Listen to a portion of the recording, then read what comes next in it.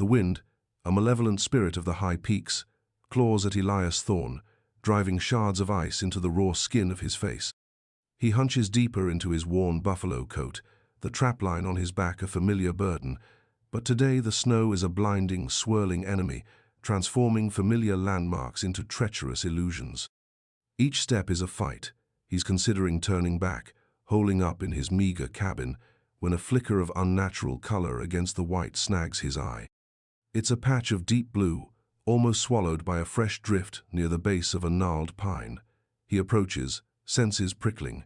It's a woman, or what's left of one. She's curled tight, a drift already claiming her lower half, her face waxen, tinged with a terrifying blue. He drops to his knees, his own breath smoking in the frigid air, and touches her cheek. Ice, but beneath it, the faintest thready pulse against his calloused fingers. Hope, a fragile ember, flickers within him. She's alive, barely. He knows with a certainty that chills him more than the storm, that if he leaves her, she's dead. There's no choice here, not for a man like him. With a grunt, he scoops her into his arms. She's lighter than he expected, a bird-boned thing beneath layers of fine, now soaked, wool. He turns his back to the worst of the wind, shielding her as best he can, and begins the punishing trek towards the faint promise of his cabin, her life a fragile weight against his chest. Her family offered gold, he asked for her hand. This is the unexpected turn his life is about to take. He found a lost heiress in a snowstorm.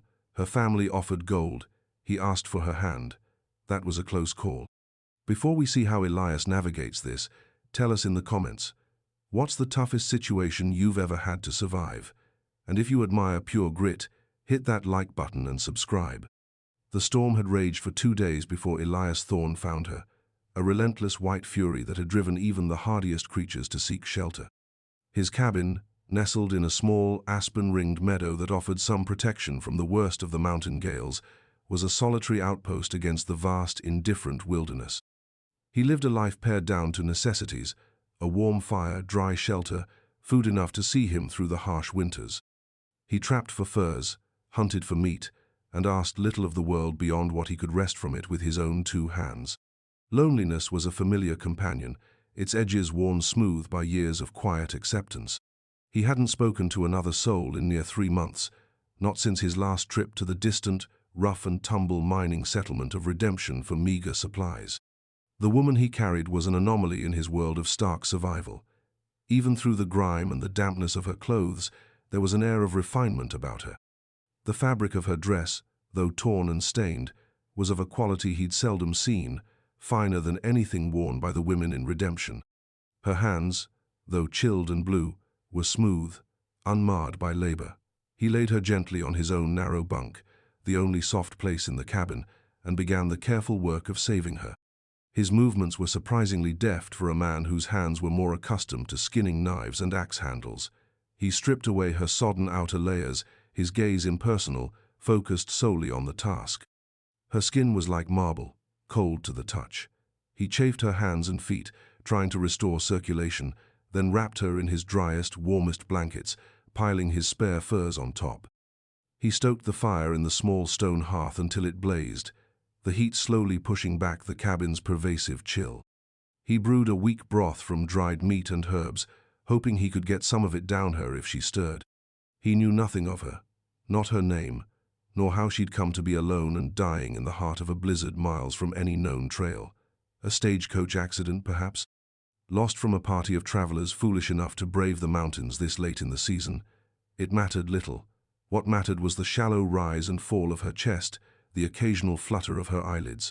Hours passed. The storm howled outside, a constant mournful cry. Elias sat on a low stool by the fire, mending a tear in one of his snowshoes, his ears tuned to any sound from the bunk. The silence in the cabin was broken only by the crackle of the flames and the wind's relentless assault. He glanced at her often.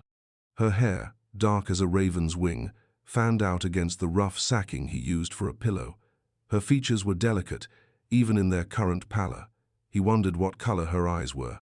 As dawn approached, the storm began to lose some of its ferocity. The wind still moaned, but the snow fell less thickly. It was then that she stirred, a small, incoherent sound escaping her lips. Elias was by her side in an instant.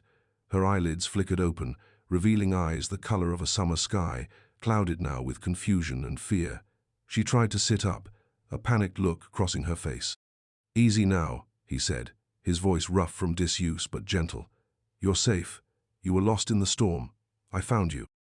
Her gaze darted around the small, rustic cabin, taking in the rough-hewn log walls, the meager furnishings, the imposing figure of the man beside her. Fear was still stark in her eyes. Where am I?" she whispered, her voice a dry rasp. "My cabin," he replied. "You're high in the Griselda peaks. Nigh froze to death when I came upon you." He offered her a tin cup with a little of the warm broth. "Drink this.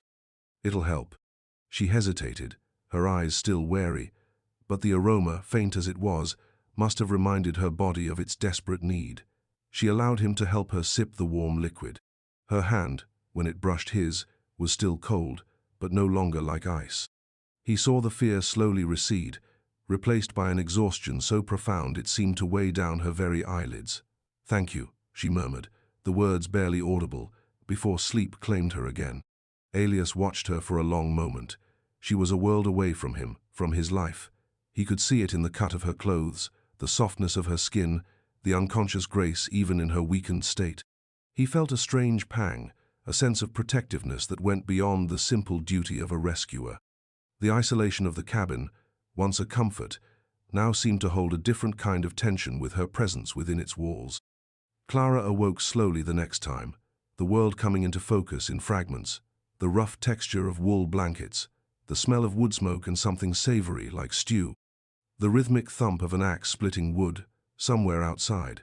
Her body ached, a deep, pervasive soreness, but the terrifying chill was gone, replaced by a weary warmth. She pushed herself up on an elbow, her head swimming a little. The cabin was small, meticulously tidy despite its rustic nature. A stone fireplace dominated one wall, a pot simmering over a low flame. Animal pelts hung from pegs, and a few well-worn tools were neatly arranged near the door. The man from before, her rescuer, entered, carrying an armload of firewood. He was tall and broad-shouldered, his face weathered by sun and wind, his eyes a startlingly clear gray like the sky after a storm. He moved with a quiet economy, wasting no motion. He didn't speak immediately, just set about stoking the fire, his presence filling the small space. "You're awake again," he finally said, his voice still low and a little rough. "Feeling any better?" "Yes," Clara managed, her throat dry. "A little. Thank you, for everything." She paused, then asked the question that had been hovering. "How long was I?" "Found you yesterday, just before dusk. You were out for most of the night and half of today." He ladled some stew into a wooden bowl. "You need to eat." The stew was simple: game meat, wild onions, a few hardy roots he must have stored. But to Clara, who hadn't eaten properly in what felt like an eternity, it was the most delicious thing she had ever tasted. She ate slowly, regaining some strength with each spoonful. He watched her, not unkindly, but with a certain reserve. "Name's Elias Thorne." "Clara," she offered. "Clara Ashworth." He nodded, as if filing the information away. He didn't ask how she'd come to be lost, and for that, she was grateful. The memory was still a blur of terror: the overturned carriage, the screaming horses, the blinding snow, wandering alone, calling out until her voice gave out.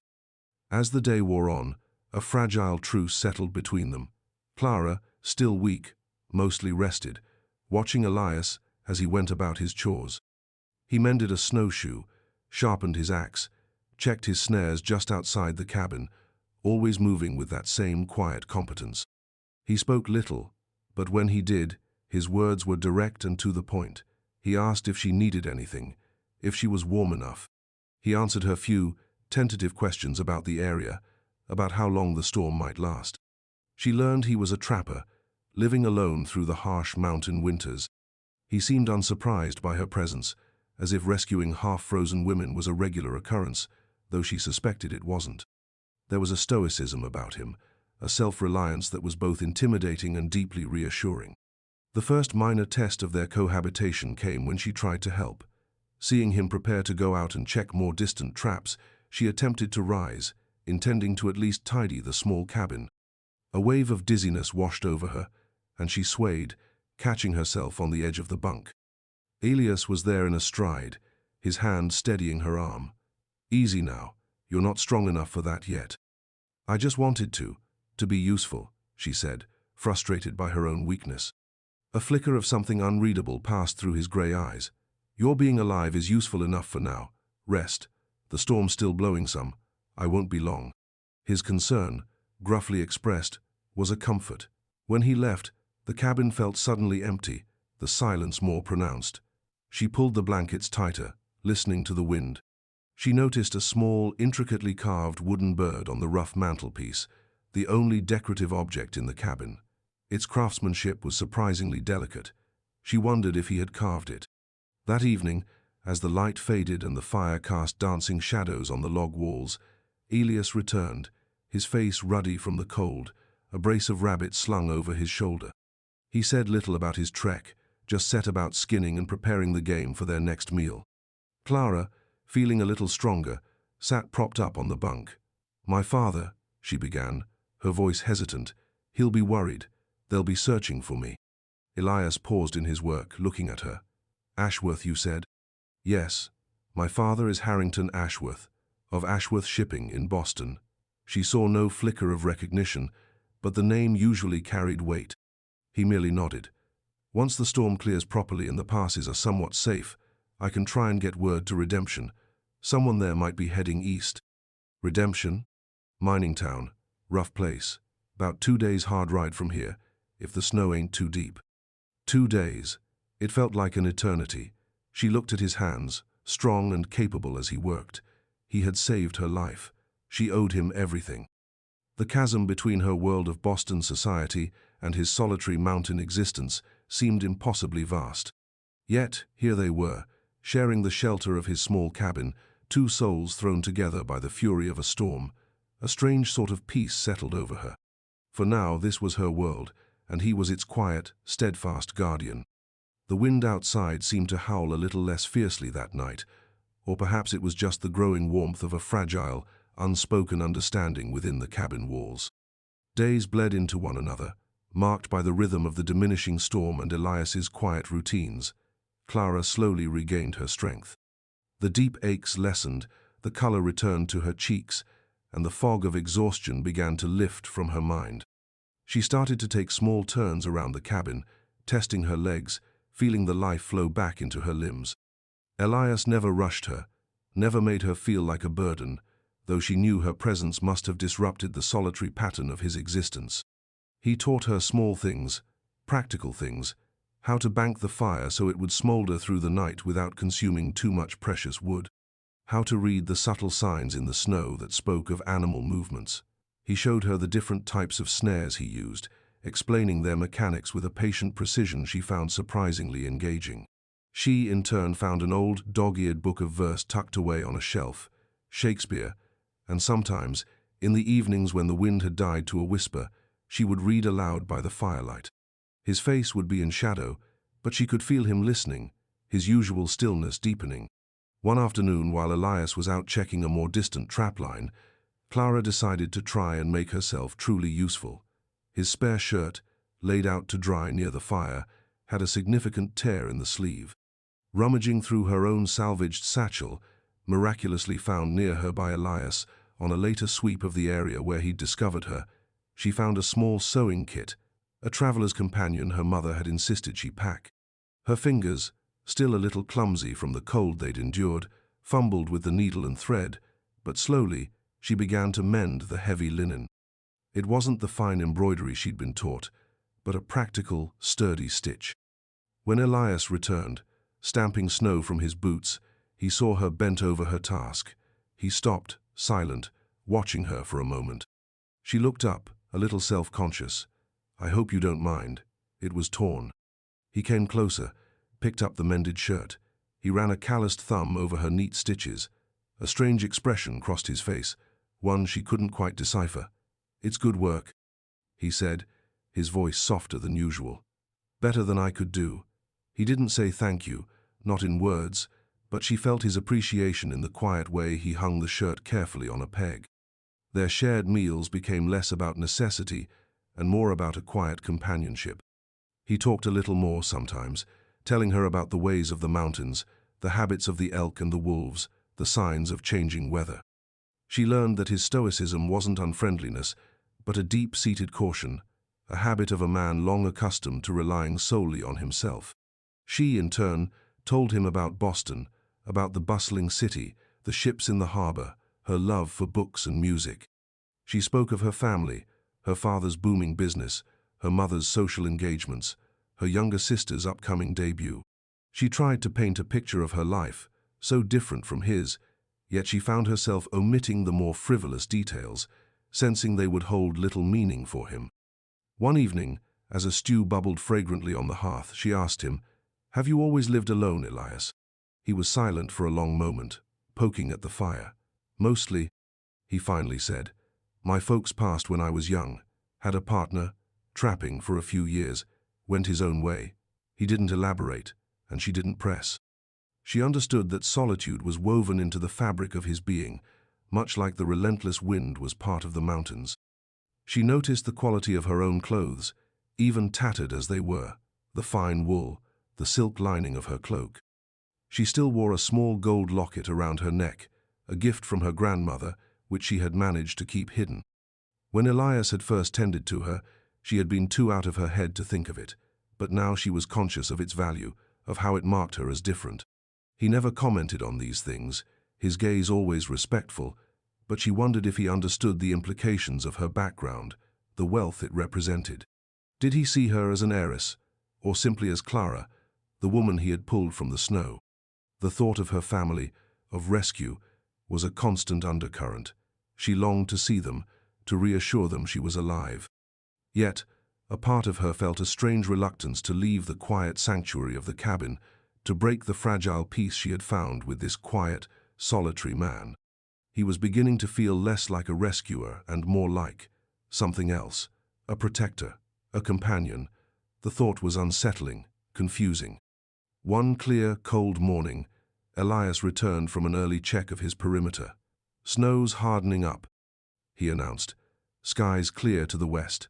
I reckon the pass towards Redemption might be manageable in a day or two, with care." Clara's heart gave a strange leap. Rescue was finally within reach. The news should have filled her with unadulterated joy. And it did, partly. But there was also a sudden, sharp pang of something akin to loss. The thought of leaving Elias, of this interlude ending, was unexpectedly painful. "That's good news," she said, trying to keep her voice even. He looked at her, his grey eyes searching. "I can take you as far as the foothills. From there, if we don't meet anyone, I'll head into Redemption and send word." "You would do that? Journey all that way?"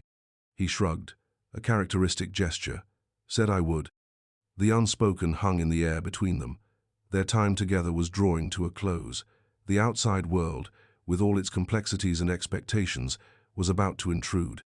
She found herself wondering what her father would make of Elias Thorne, this rough-hewn mountain man who had saved his daughter's life. The contrast between them would be stark. She also wondered, with a sudden, surprising intensity, what Elias truly thought of her, beyond the obligation he felt as her rescuer. The silence of the cabin, usually a comfort, now felt charged with unasked questions and unspoken emotions. The breaking of the storm outside signaled the impending break of their enforced isolation, and with it, a future that was suddenly, terrifyingly, uncertain. The next morning, under a sky so blue it hurt the eyes, they began the preparations for departure. Elias moved with his usual efficiency, packing a small rucksack with dried provisions, checking the bindings on his snowshoes, sharpening his hunting knife. Clara, her strength now mostly restored, helped as best she could, a knot of conflicting emotions tightening in her chest. She folded the blankets he had lent her, her touch lingering on the rough wool that had kept her warm. The cabin, which had felt like a refuge, now seemed tinged with a faint sadness, the air thick with impending farewell. "Are you sure you're strong enough for the journey?" Elias asked, his gaze assessing her. "I am," she replied, meeting his eyes. "Thanks to you." He merely grunted, turning back to his tasks, but she saw a faint flush rise on his weathered cheeks. They set out just after dawn, the air crisp and cold, the snow crunching underfoot. Elias led the way, his stride long and steady, breaking a path through the deeper drifts. Clara followed in his tracks, marveling at his endurance, his innate knowledge of the mountain terrain. The world was a dazzling expanse of white and blue, beautiful but unforgiving. For hours they walked, mostly in silence, the only sounds their breathing and the rhythmic swish of their snowshoes. Around midday, as they crested a ridge that offered a sweeping vista of the lower valleys, Elias suddenly stopped. He held up a hand, his head tilted, listening. Clara listened too, her heart thumping. Then she heard it, the distant, faint sound of voices, the jingle of harness. "Riders," Elias said, his voice low, "coming up the valley trail, could be your people." A wave of relief, so potent it almost buckled her knees, washed over Clara, followed immediately by a sharp, unexpected pang of sorrow. This was it. They waited, hidden by a copse of snow-laden pines. Soon, a small group of men on horseback came into view, struggling through the snow. One of them, in the lead, wore the distinctive uniform of the private security force her father employed for difficult journeys. "It's them," Clara whispered, her voice choked with emotion. She stepped out from the trees, waving her arms. "Hello, over here." The lead rider saw her, his jaw dropped. "Miss Ashworth, is that truly you, miss?" He spurred his horse forward, the others following. The reunion was a blur of emotion. The men were astonished, relieved. They had feared the worst. Their leader, a grizzled man named Captain Davies, had been tasked by Harrington Ashworth himself to lead the search, with a handsome reward offered for any news, and an even greater one for her safe return. "We'd almost given up hope, Miss Ashworth," Davies said, his voice gruff with feeling. "Your father has been beside himself." Clara felt tears welling, tears of joy and relief. But as she looked back at Elias, standing quietly by the trees, a different emotion surged through her. He had been her hope when there was none. Captain Davies finally noticed Elias. "And who is this, miss?" he asked, his eyes taking in Elias's rough attire, his trapper's gear. "This is Mr. Elias Thorne, Captain," Clara said, her voice clear and strong. "He found me in the storm. He saved my life. He gave me shelter in his cabin and nursed me back to health." Davies looked at Elias with newfound respect, though still a measure of surprise. "Well, Mr. Thorne, it seems we and Mr. Ashworth owe you a great debt." He dismounted. "Mr. Ashworth has authorized me to offer a substantial reward for his daughter's safe return. Gold, sir. $1,000 in gold coin, as a start. More if you name it." $1,000. It was a fortune, more money than Elias likely saw in years of trapping. Clara watched Elias, her breath caught in her throat. She saw his gaze flicker to her, just for a moment, then back to Davies. The silence stretched, broken only by the snorting of the horses and the distant sigh of the wind in the pines. Elias straightened to his full height. He looked not at the captain, but directly at where Clara imagined her father would be standing were he here. His voice, when he spoke, was calm, but held an undeniable undercurrent of resolve. "I thank you for the offer, Captain," he said, "and I'm glad Miss Ashworth will be returned to her family, but I don't want your gold." Captain Davies looked taken aback. "No gold? Sir, perhaps you misunderstand. Mr. Ashworth is a very wealthy man. He would not begrudge you a hero's portion." Elias shook his head slowly. "The gold means little to me." He took a step forward, his gaze finally settling on Clara, and in his grey eyes she saw an emotion that made her heart leap, a tenderness, a longing, a fierce protectiveness that went far beyond mere duty. "There is only one thing I would ask of Mr. Ashworth, if he's inclined to offer a reward for his daughter's life." "And what might that be, Mr. Thorne?" Davies asked, clearly perplexed, perhaps even a little suspicious now of this mountain man who refused a fortune. Elias's gaze held Clara's. The world seemed to fall away, the snow, the mountains, the captain and his men. There was only the intensity of his eyes, the quiet strength of his presence. "I would ask for his daughter's hand, sir," Elias Thorne said, his voice clear and unwavering in the crisp mountain air. "I ask for Miss Ashworth's hand in marriage." A stunned silence descended upon the small group, so profound that the whisper of the wind through the pines sounded like a roar. Captain Davies' jaw, already low, practically hit his chest. His men exchanged bewildered glances. Clara felt the blood rush to her face, then drain away, leaving her light-headed. Her heart hammered against her ribs, a wild bird trapped in a cage. Elias Thorne, the quiet, solitary mountain man, asking for her hand. It was audacious. It was unbelievable. It was wonderful. Her hand? Captain Davies finally spluttered, his face a mask of incredulity. In marriage? Mr. Thorne, you must be. Are you serious? He looked from Elias's resolute face to Clara's stunned one, clearly thinking the rescuer had taken leave of his senses, or was perhaps attempting some outrageous form of extortion. Sir, with all due respect, Miss Ashworth is, well, she's an Ashworth, her father. Before Davies could articulate the chasm of societal difference, of wealth and standing that Elias had so boldly ignored, Clara found her voice. It trembled slightly at first, but gained strength as she spoke, fueled by a sudden, fierce surge of emotion.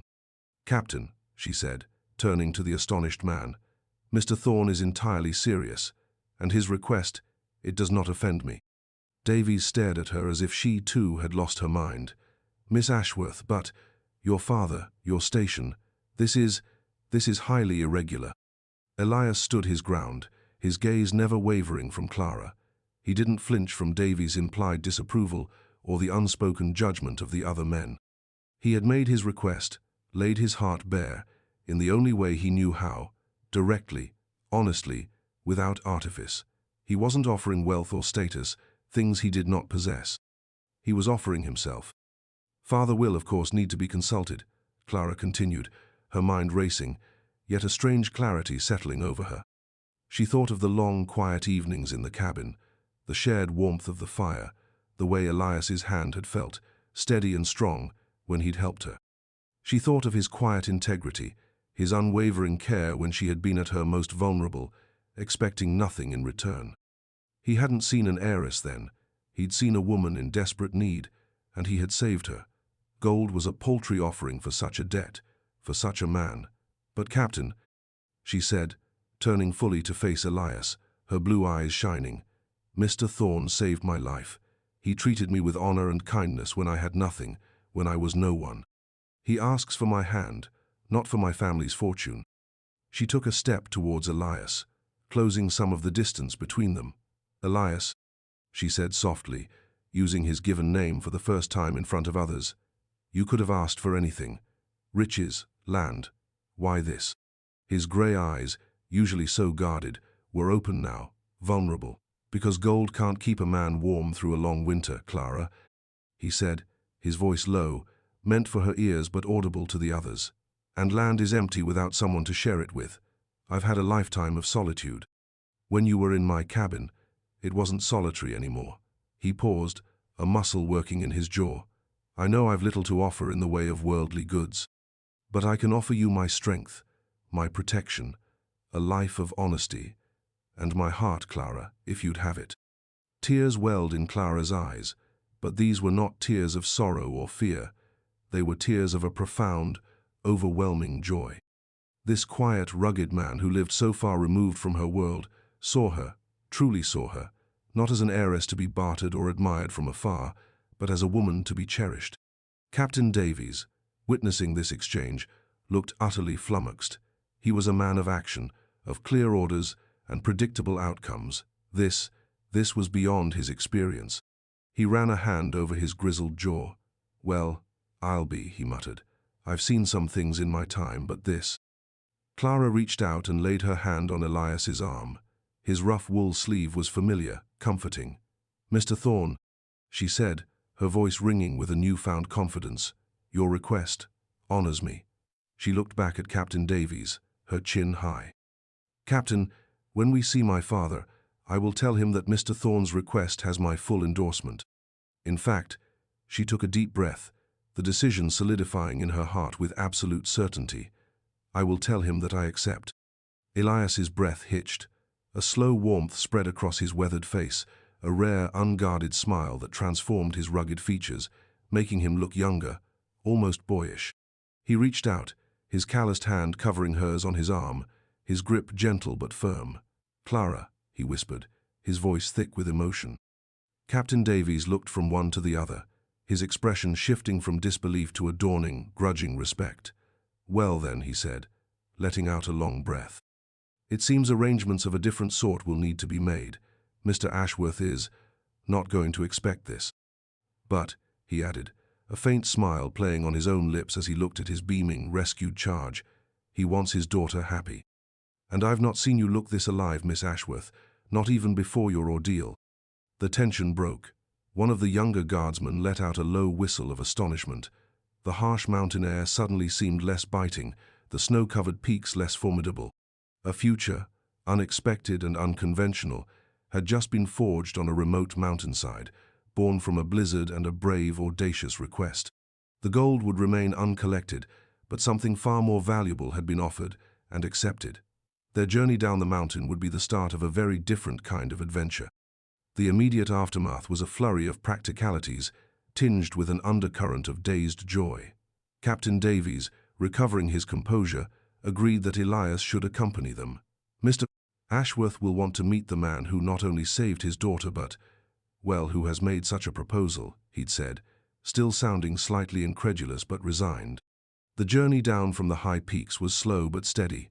Elias, now walking beside Clara rather than leading the way for a lone follower, seemed subtly changed. The intense watchfulness was still there, a product of years in the wilderness, but there was a new lightness in his eyes, a quiet contentment that softened the harsh lines of his face. He spoke more freely with Clara, pointing out landmarks, sharing small observations about the wildlife they spotted. When the terrain became particularly treacherous, his hand was instantly there to steady her, his touch sending a thrill of warmth through her despite the cold. Clara, for her part, felt as if she were walking on air, though her boots were firmly planted in the snow. The fear and uncertainty of the past weeks had been replaced by a dizzying sense of hope and a profound affection for the man beside her. She knew the conversation with her father would be difficult. Harrington Ashworth was a man of commerce, of calculated risks and advantageous alliances. A trapper son-in-law was not something he would have ever envisioned. But Clara also knew her father loved her deeply, and she clung to the hope that he would see the truth of her happiness, the undeniable quality of the man who had won her heart. They made camp that night in a sheltered valley. The guardsman, initially wary and perhaps a little disdainful of Elias, began to thaw under his quiet competence and Clara's obvious regard for him. He helped gather firewood, showed them a better way to secure the horses against the cold, and shared his knowledge of the terrain, earning their grudging respect. Clara and Elias sat a little apart by the fire, a comfortable silence between them. "Are you truly certain, Clara?" Elias asked quietly, his gaze on the dancing flames.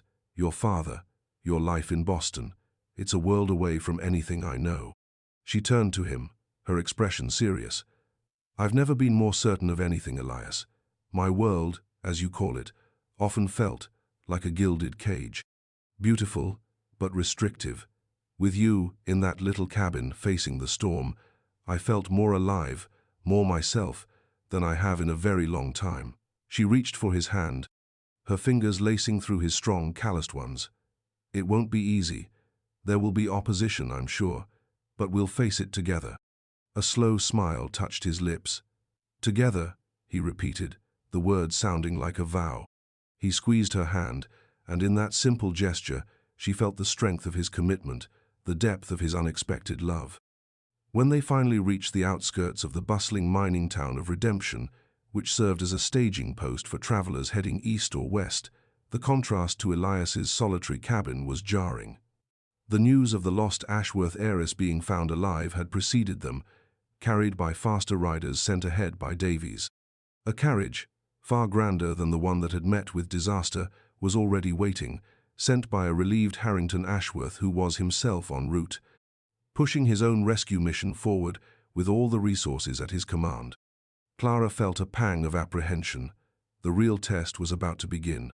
Elias stood beside her, his expression unreadable as he surveyed the commotion, the finely dressed representatives of her father's company. He looked out of place in his worn buckskins and furs, yet he stood with an innate dignity that no tailored suit could bestow. "He's here," Captain Davies said, approaching them. "Mr. Ashworth himself, he just arrived." Clara's heart pounded. She took Elias's arm, drawing strength from his solid presence. "Then let us go and meet him." Harrington Ashworth was a man accustomed to command, his presence formidable. He was pacing anxiously beside the carriage when Clara and her escort approached. Upon seeing his daughter, alive and well, his stern face crumpled with emotion. "Clara, my dear girl," he rushed forward, enveloping her in a fierce hug. "Thank God, we feared the worst." "I'm all right, father," Clara said, her voice thick with her own tears. "Truly, thanks to Mr. Thorne." Harrington Ashworth finally turned his attention to Elias, who stood respectfully a pace behind Clara. He took in the mountain man's appearance, his expression shifting from relief to a kind of baffled assessment. "Mr. Thorne," he said, extending a hand. "My captain has told me. You saved my daughter's life. Words cannot express my gratitude. Name your reward, sir. Anything. Gold, land, a position in my company. Whatever you desire." It was the moment of truth. Clara held her breath. Elias met Harrington Ashworth's gaze squarely. "Mr. Ashworth," he said, his voice calm and steady, "I thank you for your generous offer, but as I told your captain, there is only one reward I seek." Harrington raised an eyebrow. "Indeed, and what might that be?" Elias's gaze flickered to Clara, a silent message of reassurance passing between them. "Sir," he said, his voice ringing with quiet conviction, "I ask for your daughter's hand in marriage."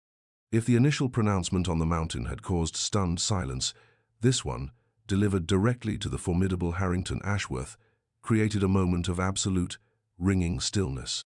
Ashworth stared at Elias, then at his daughter, his face slowly turning a dangerous shade of crimson. "You ask for what?"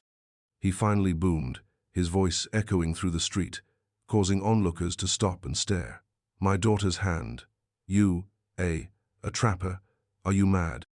Clara stepped forward, placing a hand on her father's arm. "Father, please, listen. Elias saved my life. He is a good and honorable man, and I love him." Harrington looked at his daughter as if seeing her for the first time, her cheeks flushed, her eyes shining with a fierce determination he recognized as a mirror of his own. He saw the way she looked at this rough-hewn man, the way Elias looked back at her, a quiet devotion in his eyes that no amount of gold could buy. He was a businessman, he understood value, and he was beginning to see a value here that transcended ledgers and banknotes. His anger slowly began to recede, replaced by a weary understanding. He looked from Clara to Elias, then back again. The fight, he suspected, was already lost, or perhaps won, in a way he hadn't anticipated. He let out a long, slow breath. "This is unexpected," he said, "the understatement of the year." He looked at Elias again, a long, searching look. "You understand what you're asking, Thorne, what it would mean. Her life is very different from yours." "I understand, sir," Elias said, "and I understand that I have little to offer her in the way of worldly comfort compared to what she's known. But I can offer her my life, my loyalty, and my deepest love. I will cherish her, sir, always." Harrington Ashworth was silent for a long time. He looked at his daughter's radiant, hopeful face. He saw the steadfast sincerity in Elias Thorne's eyes. He thought of the days and nights of agonizing worry, the fear that he would never see his beloved Clara again. This man had brought her back from the brink of death. Finally he sighed, a sound of capitulation, and perhaps a dawning acceptance.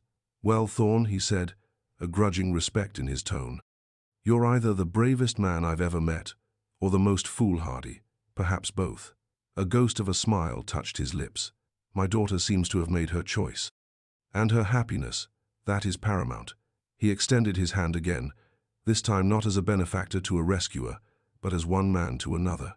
"Welcome to the family, Thorne, though I suspect it will take some getting used to, for all of us." Clara gasped, tears of pure joy streaming down her face, and threw her arms around her father. Elias Thorne, the man who had found a lost heiress in a snowstorm, simply smiled, a deep, quiet smile of a man who had asked for the only treasure he truly desired, and against all odds, had received it. The cabin on the mountain suddenly felt very far away, yet its legacy of survival, of unexpected connection, and of courageous love would shape their future in ways none of them could yet fully imagine. He looked at Clara, her face alight, and knew that the gold he had refused was nothing compared to the richness of the life that now lay before them. The immediate emotional aftermath was one of quiet disbelief and profound relief. After the initial shock of her father's consent, however grudgingly given at first, a sense of rightness settled over Clara. Elias, though a man of few words, let his eyes speak for him. They followed Clara with a gentle possessiveness and a deep, abiding affection that eased any lingering doubts her father might have entertained. The makeshift camp they established for the night, just outside Redemption while further travel arrangements were made, was filled with a softer energy. The tension of the rescue, the uncertainty of Elias's audacious request, had given way to the tentative beginnings of a new reality. Mr. Ashworth, after his initial bluster, proved to be a practical man. He observed Elias closely, noting his quiet competence, his unwavering respect for Clara, and the genuine depth of feeling between them. Perhaps he saw a reflection of his own younger, more daring self in the trapper's bold bid for his daughter's hand. He began to ask Elias questions, not about his finances, but about his life in the mountains, his skills, his understanding of the world. A cautious, almost imperceptible shift occurred. The magnate was beginning to assess the man, not just the unsuitable suitor. Clara, no longer merely the lost heiress, but a woman who had clearly chosen her own path, found her voice with a newfound confidence. She mediated between her father and Elias, translating not just words but the unspoken nuances of their different worlds. She spoke of Elias's courage, not just in saving her, but in daring to ask for what he truly wanted, in valuing love above fortune. Her agency, so powerfully asserted on that snowy mountainside, continued to bloom. Her father, seeing her strength and unwavering conviction, began to truly understand that her happiness lay with this unconventional man. The journey back towards the civilized East was a slow unfolding of this new dynamic. There were no grand pronouncements of societal change, but in the small town of Redemption, whispers followed them, not of scandal, but of a rather romantic, if unusual, tale. Some townsfolk, who had initially seen Elias as just another rough mountain man, now looked at him with a certain awe. He was the man who had spurned a fortune for love. This subtle shift in perception was a small victory, a hint that their unconventional union might find acceptance beyond their immediate circle. For Clara and Elias, these days were a period of ongoing healing and the quiet building of their future. The trauma of the storm and her near-death experience receded, replaced by the warmth of Elias's presence. They walked together when the carriage stopped, sharing observations, their hands often finding each other. They were learning to navigate not just the physical terrain, but the landscape of their shared future, a future built on a foundation of mutual respect and courage. Their return to a new normal was symbolized by the simple routines of travel, now imbued with new meaning. Sharing a meal was no longer about mere survival in a desolate cabin, but an act of communion. A glance exchanged across a crowded inn held a world of understanding. The grand Ashworth carriage, which might have intimidated Elias, instead became a space where he and Clara could talk quietly, planning not a society wedding, but a life that would honor both their worlds, perhaps a ranch, somewhere Elias could still feel the wind on his face, but close enough for Clara not to be entirely isolated from the world she knew. One evening, as they neared the more settled territories, they sat watching the sunset paint the sky in hues of rose and gold. Clara leaned her head against Elias's shoulder. "You truly could have had so much gold, Elias," she mused, her voice soft. He turned his head, his lips brushing her hair. "And what would I have done with it, Clara?" he asked, his voice a low rumble. "Counted it alone in my cabin." He tilted her chin up, his gray eyes serious, yet tender. "I found a treasure in that snowstorm far greater than any gold." He smiled then, that rare, genuine smile that always made her heart flutter. "I found you." She looked into his eyes and saw her future, clear and bright, reflected there.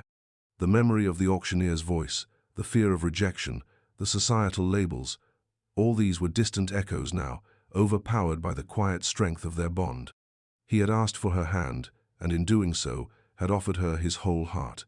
And she, in accepting, had found not just a savior, but her truest partner. The wilderness had forged their beginning, but their journey together was just starting, a testament to a love found in the most unexpected of places, a love more precious than any earthly reward. This is the present now. Thanks for watching. If you believe in compassion overcoming prejudice and finding love in unexpected places, give this story a like and subscribe for more. This story showed love and heroism where least expected. What was your favorite moment of connection between them? Tell us in the comments.